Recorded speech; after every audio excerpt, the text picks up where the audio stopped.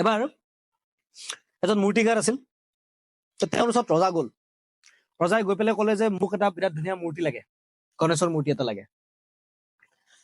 তো মূৰ্তিকাৰে ৰেডি হ'ল, বোলে য়েছ মই বনাই দিম। আৰু তেওঁ ডাঙৰ এটা পাথৰ লৈ আহিলে, পাথৰটো কাটি পেলাই মূৰ্তি বনাব।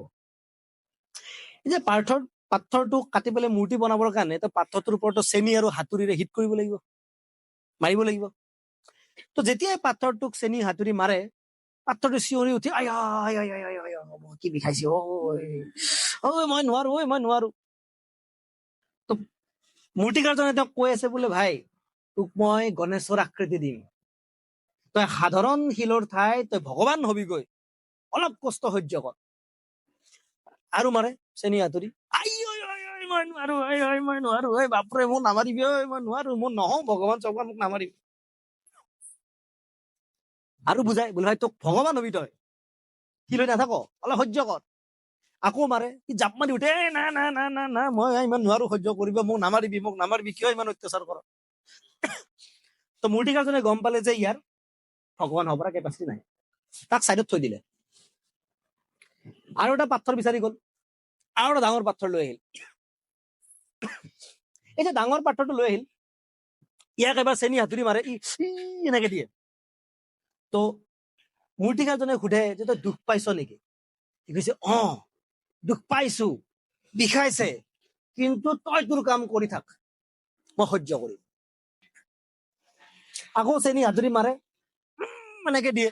আৰু সোধে বিষাইছে নেকি? বোলে বহুত বিষাইছে, কিন্তু তই ৰৈ নাযাবি, তই মাৰি থাক। এনেকে কৰোঁতে 6 মাহ চেনি হাতুৰিৰ মাৰ খাই সি গণেশৰ ৰূপ ললে। 6 মাহ পিছত যেতিয়া ৰজা আহিল মূৰ্তি নিবৰ কাৰণে, ৰজাই দেখিলে বাহ কি ধুনীয়া মূৰ্তি বনিছে।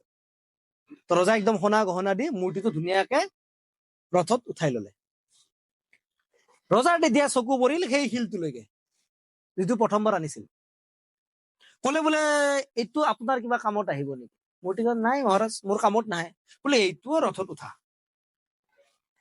লগে লগে সেইটো শিলে ভাবিছে, দেখিছা ই বেটাই 6 মাহ শাস্তি খাই ৰজাৰ লগত গ'ল, মই ফ্ৰীতে ৰজাৰ লগত গৈ আছো, এইটোকে কয় কপাল। লৈ গ'ল ৰজাই, গৈ পেলাই ৰজাই ধুনীয়াকে এটা মন্দিৰ বনাইছে। তো মন্দিৰৰ ভিতৰত, মানে ডাঙৰ মন্দিৰটোৰ ভিতৰত বাহিৰত 2টা মূৰ্তিক থৈ দিছে। থোৱাৰ লগে লগে শিলৰ আৰু কনফিডেন্স, মানে প্ৰথম শিলটো বোলে চাহ গণেশক কৈছা, তই ইমান কষ্ট কৰি মন্দিৰৰ ভিতৰত স্থান পাইছ, মই একো নকৰাকে স্থান পাইছো, দিছ ইজ কল কপাল। তাৰ 2টাকে পানীৰে ধুৱাইছে, তুলসীৰে হেৰি কৰিছে, তেতিয়াও তাৰ কনফিডেন্স, বোলে চাক কপাল। তাৰ 2টা নি একদম ভিতৰত য'ত মূৰ্তি থয় তাত স্থাপন কৰিছে, গণেশক স্থাপন কৰিছে, তাৰ পিছত শিলটোকো স্থাপন কৰিছে। তাৰ কনফিডেন্স আৰু বাঢ়ি গ'ল। জগদীশৰ কথাত থো ভাৰমে যায়, কিয় ইমান কষ্ট খাব লাগে? চা ভাই, তইও কষ্ট খাইছা, ময়ো কষ্ট খাইছো, তই য'ত স্থান পাইছা ময়ো তাতে স্থান পাইছো, ইয়াকে কয় কপাল। মন্দিৰ উদ্ভাৱন হ'ল, মানুহ অহা আৰম্ভ হ'ল।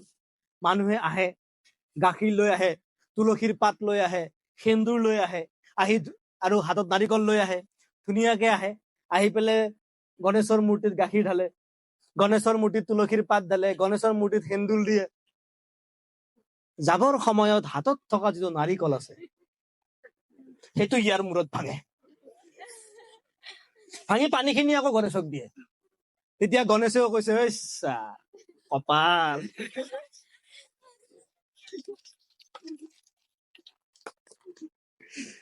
পাইছা বুজি? Now you decide, you want to be a normal stone or you want to become a god. It's up to you. যদি আজি সহ্য কৰা নিজৰ ওপৰত অত্যাচাৰ, ইয়ে তোমাক এটা আকাৰ দিব। আৰু যদি আজি সহ্য নকৰা, you will be distorted.